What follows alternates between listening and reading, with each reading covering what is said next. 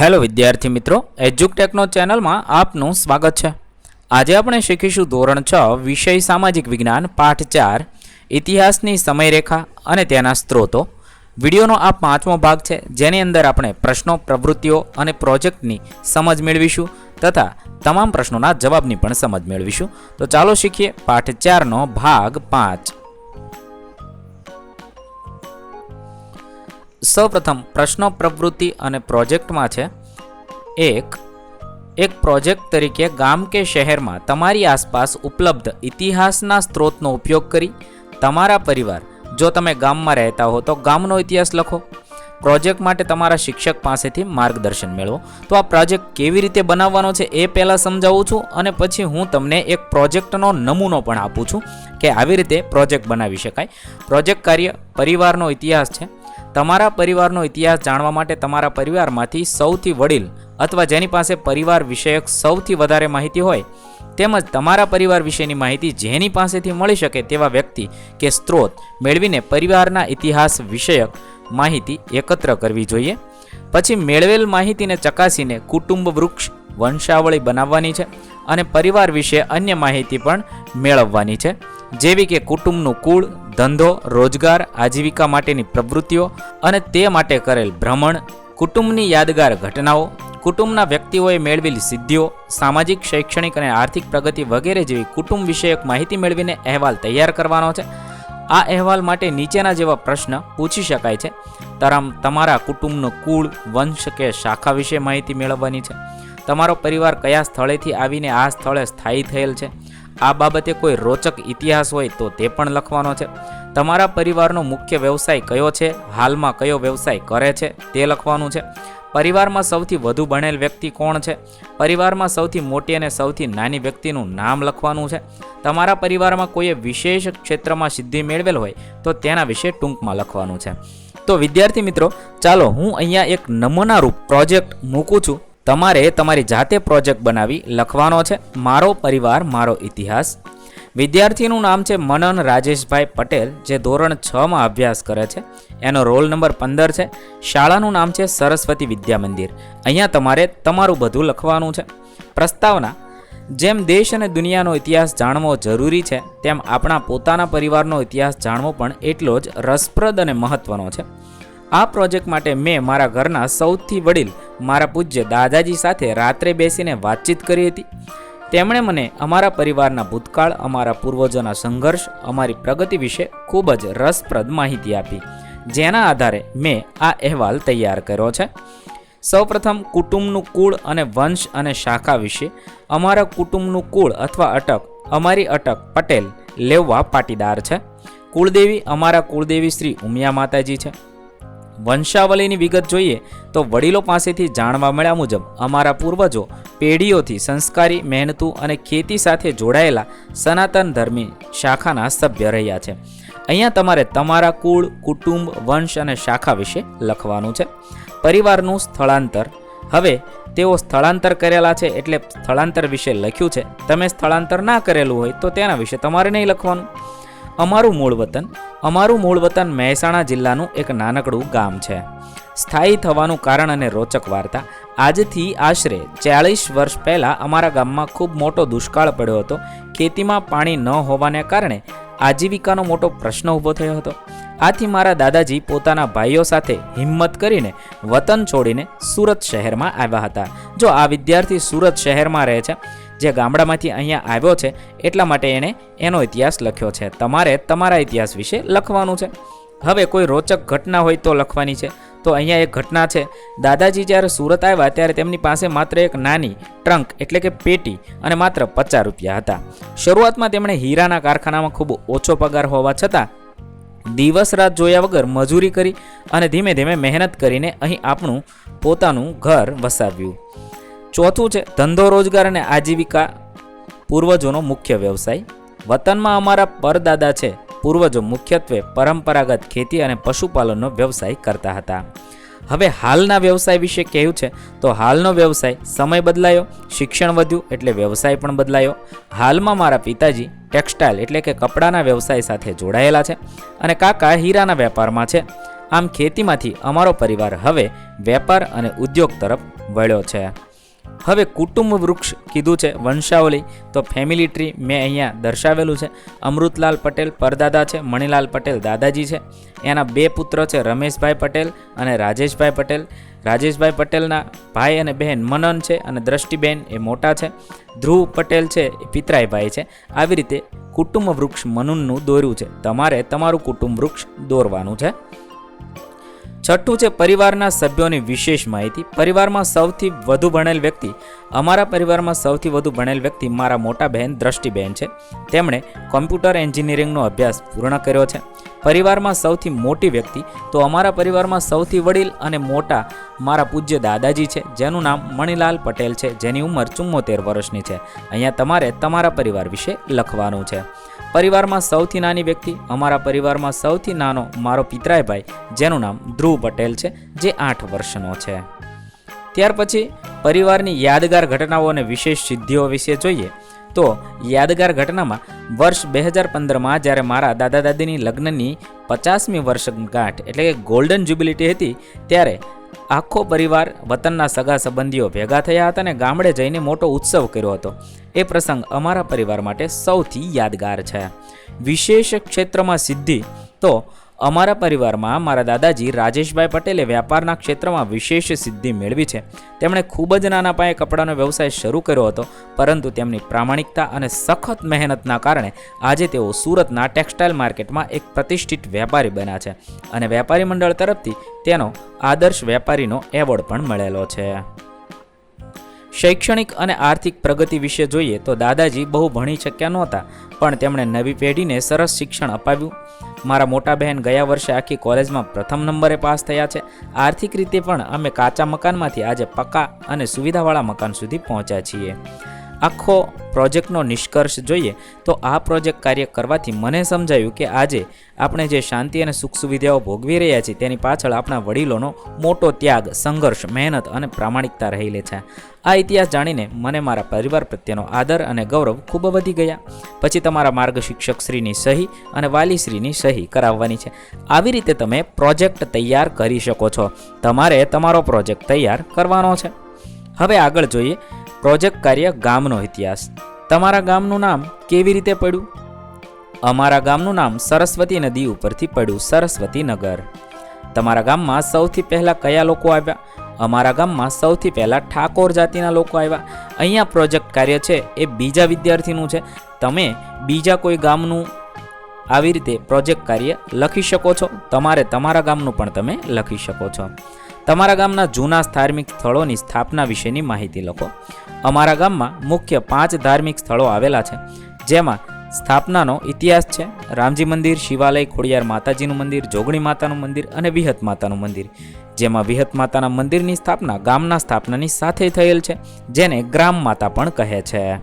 તમારા ગામમાં શાળાની સ્થાપના કઈ સાલમાં થઈ હતી? અમારા ગામમાં આઝાદી પહેલાં વડોદરા એટલે કે ગાયકવાડ રાજ્યની શાળા ચાલતી હતી, પણ આઝાદી બાદ સરકાર દ્વારા શાળાની સ્થાપનાની જરૂરિયાત ઊભી થતાં 1947માં ગામમાં પ્રાથમિક શાળાની સ્થાપના થઈ હતી. તમારા ગામમાં જૂના ખંડેર, પાળિયા, વાવ, દરગાહ, દેરી, મંદિર, દેરાસર કે અન્ય કોઈ સ્થળ હોય તો તેના વિશે જણાવો. તો અમારા ગામમાં અગાઉ જણાવેલ 5 મંદિર સિવાય કેટલાક પાળિયા છે, જેના વિશે પૂરતી માહિતી મળતી નથી, પણ વર્ષો પહેલાં ગાય અને ગામના રક્ષણ માટે જેણે શહીદી વહોરી હતી તેના પાળિયા છે. તમારા ગામમાં સૌથી પહેલો રેડિયો કોને ત્યાં આવ્યો હતો? કેટલા વર્ષ પહેલાં? અમારા ગામમાં સુથાર રામભાઈને ત્યાં આજથી 90 વર્ષ પહેલાં સૌથી પહેલો રેડિયો આવ્યો હતો. આ બધા પ્રશ્નો તમે તમારા વડીલશ્રીને પૂછીને લખી શકો છો. તમારા ગામમાં સૌથી મોટી ઉંમરની વ્યક્તિ કોણ છે? તેમના લગ્ન પ્રસંગે જાન કયા વાહનમાં ગઈ હતી? તો અમારા ગામમાં સાધુ ગોપાળદાસ સૌથી મોટી ઉંમરના લગભગ 88 વર્ષના છે. તેની જાન બળદગાડામાં ગઈ હતી. તમારા ગામમાં કોઈ સૈન્યમાં જોડાયેલ હોય તો તેના નામ જણાવો. અમારા ગામમાંથી 3 વ્યક્તિઓ ભારતીય સૈન્યમાં જોડાયેલ છે: રામજીભાઈ ચૌધરી, વાઘજીદાન ગઢવી, શ્યામજીભાઈ દેસાઈ. આવી રીતે અહીંયા તમારે તમારા ગામ વિશે લખવાનું છે. આ સિવાય તમારા ગામની કોઈ વિશેષ માહિતી જણાવો. તો અમારા ગામમાં 20થી વધુ જ્ઞાતિના લોકો ખૂબ જ શાંતિથી હળીમળીને રહે છે. સમૂહમાં દિવાળી, શિવરાત્રિ, નવરાત્રિ, જન્માષ્ટમી, જળઝીણી એકાદશી જેવા તહેવારોની ઉજવણી કરે છે. સવાલ નંબર 2, શું આપણે ઇતિહાસકારોની સરખામણી ગુપ્તચર સાથે કરી શકીએ? તમારા જવાબોના સમર્થન માટેના કારણ જણાવો. ઇતિહાસકાર અને ગુપ્તચરની સરખામણી કરી શકાય નહીં, પણ જ્યારે પોતાના રાષ્ટ્ર માટે કે પ્રદેશ માટે રાષ્ટ્રીય ભાવનાથી ગુપ્તચરને કાર્ય મળે છે ત્યારે એ ગુપ્તચરે ઇતિહાસકારની જેમ સચોટ માહિતી સાથે આગળ વધવાનું હોય છે. ઇતિહાસકાર અને ગુપ્તચરની કામગીરીની સામ્યતાના કારણો નીચે મુજબ છે. બંનેને સાચી અને સચોટ માહિતી મેળવવાની હોય છે. બંને પાસે જે પ્રથમ માહિતી મળે તેના ઉપર શંકા રાખીને પ્રમાણભૂત માહિતી છે કે નહીં તેની ચકાસણી કરવાની હોય છે. મેળવેલ માહિતીની સત્યતા ચકાસ્યા બાદ બંનેએ તારવેલ માહિતીનું એકત્રીકરણ કરવાનું હોય છે. મેળવેલ માહિતીનો ઉપયોગ સ્વ માટે નહીં પણ રાષ્ટ્ર કે પ્રદેશ માટે કરવાનો હોય છે. તે બાબતની સાવધાની રાખવાની હોય છે. બંને જણ જ્યારે માહિતી મેળવતા હોય કે ચકાસણી કરતા હોય ત્યારે ધીરજ, નીડરતા, ચોકસાઈ, સાવધાની જેવી બાબતોને આત્મસાત કરીને કામગીરી કરવાની હોય છે. આમ પોતાના રાષ્ટ્ર માટે કામ કરતા ગુપ્તચરો અને ઇતિહાસકારોની કામગીરી મહદઅંશે એકસરખી હોય છે. 3. તારીખો સાથે કેટલાક અભ્યાસ. સમયરેખા પર નીચેની તારીખોને સમય પ્રમાણે ક્રમમાં ગોઠવો. 323 સામાન્ય સંવત એટલે કે CE, 333 સામાન્ય સંવત પૂર્વે, 100 સામાન્ય સંવત, 100 સામાન્ય સંવત પૂર્વે, 1900 સામાન્ય સંવત પૂર્વે, 1090 સામાન્ય સંવત, 2024 સામાન્ય સંવત. આ બધી તારીખોને આપણે ક્રમમાં ગોઠવાનો છે. સમયરેખા પર વર્ષનું આલેખન સ્કેલ માપ 1 સેમી બરાબર 200 વર્ષ ગણવું. આવી રીતે તમે ગોઠવી શકો છો. અહીંયા બધી જ તારીખો મેં આપેલી સ્કેલ માપમાં દર્શાવેલા છે. આગળ જોઈએ, જો સમ્રાટ ચંદ્રગુપ્તનો જન્મ 320 CE એટલે કે સામાન્ય સંવતમાં થયો હતો તો તેને કઈ સદી સાથે સંબંધ હતો?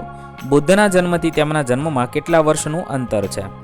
સમ્રાટ ચંદ્રગુપ્તનો જન્મ 320 સામાન્ય સંવત CEમાં થયો હોવાથી તેનું જન્મ વર્ષ સામાન્ય સંવત CEની 4થી સદી ગણાય છે. એટલે કે ગુપ્ત સમ્રાટ ચંદ્રગુપ્તનું શાસન 4થી સદી સામાન્ય સંવતમાં ભારત દેશમાં ચાલતું હતું. ગૌતમ બુદ્ધના જન્મ વર્ષ 560 સામાન્ય સંવત પૂર્વે એટલે કે BCE અને ચંદ્રગુપ્તના જન્મ વર્ષ 320 સામાન્ય સંવત વચ્ચેના અંતરની ગણતરી કરીએ તો 560 પ્લસ 320 માઇનસ 1 879 એટલે કે ગૌતમ બુદ્ધના જન્મ પછી 879 વર્ષ બાદ ગુપ્ત સમ્રાટ ચંદ્રગુપ્તનો જન્મ થયો હતો. ઝાંસીની રાણીનો જન્મ 1828 સામાન્ય સંવતમાં થયો હતો તો તેને કઈ સદી સાથે સંબંધ છે? ભારતની સ્વતંત્રતાના કેટલા વર્ષો પહેલાં તેનો જન્મ થયો હતો? તો ઝાંસીની રાણી લક્ષ્મીબાઈનો જન્મ 1828 સામાન્ય સંવતમાં થયો હોવાથી તેના જન્મ વર્ષને 19મી સદી સાથે સંબંધ છે. તેનો જન્મ ભારત દેશને 1947 સામાન્ય સંવતમાં સ્વતંત્રતા મળી તે અગાઉ એટલે કે 1947 બાદ 1828 એટલે કે 119 વર્ષ પહેલાં થયો હતો. 12,000 વર્ષ પૂર્વેને દિનાંકમાં ફેરવો તો 12,000 વર્ષ પૂર્વ એટલે કે સામાન્ય સંવત પૂર્વે BCEનો સમયગાળો ગણાય. સામાન્ય સંવત 2026ના વર્ષ પ્રમાણે ગણીએ તો 2026 વર્ષોથી 12,000 વર્ષ પૂર્વેની આજની તારીખ સમયરેખા પ્રમાણે 12,000 માઇનસ 2026 1974 એટલે કે 1977 સામાન્ય સંવત પૂર્વે નિધારો આજની તારીખ 31 ઓક્ટોબર 9974 થશે. 4. નજીકના સંગ્રહાલયની મુલાકાત યોજના બનાવો. સંગ્રહાલયમાં પ્રદર્શિત સામગ્રી વિશે અગાઉની થોડી માહિતી મેળવો. આ મુલાકાત દરમિયાન નોંધ તૈયાર કરો.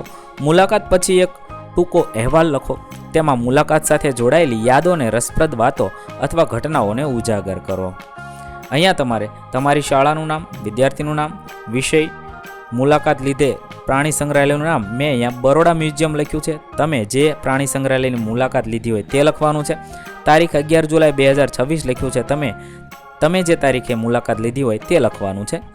સંગ્રહાલયમાં પ્રદર્શિત સામગ્રીનું વિગતવાર અવલોકન મ્યુઝિયમની અંદર જુદા જુદા વિભાગોમાં પાડેલા હતા, જેમાં નીચે મુજબની ઐતિહાસિક સામગ્રીઓ જોવા મળી. પહેલું, પુરાતત્વીય સિક્કાઓ. અહીં મૌર્ય વંશ, ગુપ્ત વંશ અને ક્ષત્રપ કાળના સોના, ચાંદી અને તાંબાના સિક્કાઓ પ્રદર્શનમાં હતા. કેટલાક સિક્કાઓ પર રાજાની આકૃતિ અને ધાર્મિક ચિહ્નો જેમ કે ગરુડ અને ત્રિશૂલ અંકિત હતા, જે તે સમયની આર્થિક સમૃદ્ધિ દર્શાવતા હતા. બીજું જોઈએ, પ્રાચીન હસ્તપ્રતો અને લિપિઓ. કાચની પેટીમાં સાચવીને રાખવામાં આવેલા અસલી તાડપત્રો અને ભોજપત્ર જોયા. તેના પર પ્રાચીન બ્રાહ્મી અને સંસ્કૃત ભાષામાં લખાણ હતું, જે દર્શાવે છે કે તે જમાનામાં કાગળ વગર પણ જ્ઞાન સાચવવામાં આવતું હતું. ઓજારો અને હથિયારો. રાજા મહારાજાઓના સમયની ભારે તલવારો, ઢાલ, ભાલા, લોખંડની જાળીવાળા બખ્તર અને બંદૂકો ગોઠવેલી હતી.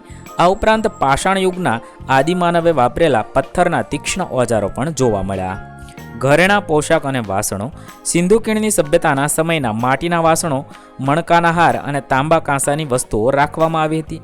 મધ્યકાલીન રાણીઓના રેશમી વસ્ત્રો પર સોના ચાંદીના તારનું અદ્ભુત જરદોશી કામ જોવા મળ્યું. મુલાકાત દરમિયાન જોડાયેલી રસપ્રદ વાતો અને ઘટનાઓ. વિશેષ અનુભવ. મુલાકાત દરમિયાન ત્યાંના ગાઈડ એટલે કે માર્ગદર્શક દ્વારા એક ખૂબ જ રસપ્રદ વાત જાણવા મળી. તેમણે અમને એક મોટો શિલાલેખ બતાવ્યો અને સમજાવ્યું કે સદીઓ પહેલાં રાજાઓ પોતાના આદેશો પ્રજા સુધી પહોંચાડવા માટે આવા પથ્થરો પર કોતરણી કરાવતા હતા. વધુમાં મ્યુઝિયમમાં રાખેલી જૂની ટેકોટા એટલે કે પકવેલી માટીની રમકડાની ગાડી જોઈને અમને આશ્ચર્ય થયું કે હજારો વર્ષ પહેલાંના બાળકો પણ કેવા સુંદર રમકડાથી રમતા હશે. ઇતિહાસને આટલી નજીકથી સ્પર્શતો અનુભવો એ અમારા આખા જૂથ માટે રોમાંચક હતો. આવી રીતે તમે કરેલી મુલાકાત વિશે તમારે લખવાનું છે. સવાલ નંબર 5. તમારી શાળામાં કોઈ પુરાતત્વવિદ અથવા ઇતિહાસકારને આમંત્રિત કરો અને તેમને સ્થાનિક ઇતિહાસ વિશે તે જાણવા શા માટે મહત્વપૂર્ણ છે આ વિષય પર વ્યાખ્યાન આપવા માટે વિનંતી કરવાની છે. તો સ્થાનિક ઇતિહાસ વિશે જોઈએ તો તેમણે આપણા પોતાના શહેર, ગામના પ્રાચીન નામ, તેની સ્થાપના પાછળનો ઇતિહાસ, અહીં થઈ ગયેલા મહાન શાસકો કે ક્રાંતિકારીઓ વિશે રોમાંચક વાતો જણાવે છે. પુરાતત્વીય ઉત્ખનન. તો પુરાતત્વવિદ તરીકે પોતાના અનુભવો શેર કરતા તેમણે જણાવ્યું કે કેવી રીતે જમીન ખોદતી વખતે સાવચેતીપૂર્વક હજારો વર્ષ જૂની વસ્તુઓ શોધી કાઢવામાં આવે છે અને કાર્બન ડેટિંગ પદ્ધતિથી તેનો સમયગાળો નક્કી થાય છે. ઇતિહાસ જાણવો શા માટે મહત્વપૂર્ણ છે? તેમણે સમજાવ્યું કે ભૂતકાળને સમજ્યા વિના આપણે વર્તમાનને વ્યવસ્થિત સમજી શકતા નથી. સ્થાનિક ઇતિહાસ આપણને આપણી સંસ્કૃતિ અને મૂળિયા સાથે જોડે છે અને આપણામાં ગૌરવની ભાવના જગાડે છે.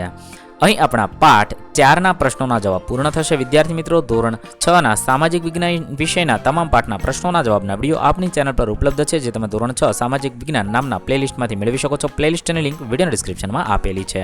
વિદ્યાર્થી મિત્રો, આપેલા વિડીયોની જો તમારે પીડીએફની જરૂર હોય તો તમે આપણી એપ્લિકેશન સ્માર્ટ સાથી પરથી મેળવી શકશો. વિદ્યાર્થી મિત્રો, આપણી એપ્લિકેશન સ્માર્ટ સાથી પ્લે સ્ટોરમાં આવી ગઈ છે, જેની અંદર તમે બધા વિભાગ જોઈ શકો છો. તેની અંદર વિવિધ ધોરણ છે. ધોરણ ઉપર ક્લિક કરતા વિવિધ વિષય ખુલશે. વિષય ઉપર ક્લિક કરતા તેની અંદર આવતા પાઠ ખુલશે. તેની અંદરથી તમે પાઠ્યપુસ્તક પણ ડાઉનલોડ કરી શકો છો. તેની અંદર આપેલા પાઠમાં ક્લિક કરતા તમે પાઠની પીડીએફ, સ્વાધ્યાયની પીડીએફ, સ્વાધ્યાયન પોથીની પીડીએફ, પાઠના વિવિધ વિડીયોઝ, સ્વાધ્યાયના વિડીયોઝ, સ્વાધ્યાયન પોથીના વિડીયોઝ બધું જોઈ શકો છો અને ડાઉનલોડ પણ માત્ર એક ક્લિકમાં કરી શકો છો. વિદ્યાર્થી મિત્રો, આપણી એપને સપોર્ટ કરજો, ડાઉનલોડ કરજો